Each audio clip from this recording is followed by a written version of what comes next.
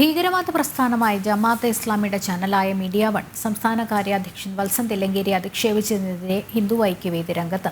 ഭീകരവാദത്തിലേക്ക് മുസ്ലിം യുവാക്കളെ ആകർഷിക്കുന്ന പരിപാടികൾക്ക് കുപ്രസിദ്ധി നേടിയ മീഡിയ വൺ താലിബാൻ അടക്കമുള്ള ഇസ്ലാമിക ഭീകര പ്രസ്ഥാനങ്ങളെയും ഭീകരരെയും വെള്ളപൂശുന്നവരാണെന്ന് ഹിന്ദു ഐക്യവേദി സംസ്ഥാന പ്രസിഡന്റ് RV ബാബു പറഞ്ഞു.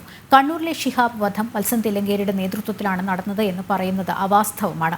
മീഡിയ വണ്ണിനെതിരെ നിയമപരമായ നടപടിയുമായി മുന്നോട്ടു പോകുമെന്നും അപവാദ പ്രചരണത്തെ നേരിടുമെന്നും RV ബാബു പ്രതികരിച്ചു.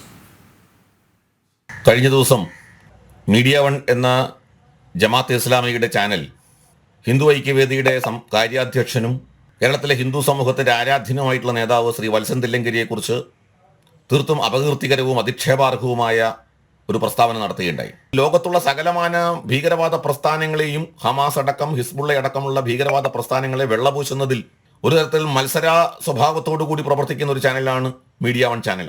മുസ്ലിം സമൂഹത്തിൽ അവരുടെ മതവികാരം കുത്തിയിളക്കി മുസ്ലിങ്ങളെ ഇരകളാണ് എന്ന രീതിയിൽ തെറ്റിദ്ധരിപ്പിച്ച് അവരെ കലാപകാരികളോ അല്ലെങ്കിൽ അവരെ തീവ്രവാദ സംഘടനകളിലേക്ക് റിക്രൂട്ട് ചെയ്യുന്ന രീതിയിലേക്കൊക്കെ പ്രവർത്തിക്കുന്ന മുസ്ലിം ചെറുപ്പക്കാരെ തീവ്രവാദത്തിലേക്ക് തള്ളിവിടുന്ന ഒരു ചാനലായിട്ട് നമുക്ക് മീഡിയ വൺ ചാനലിനെ കാണാൻ കഴിയും.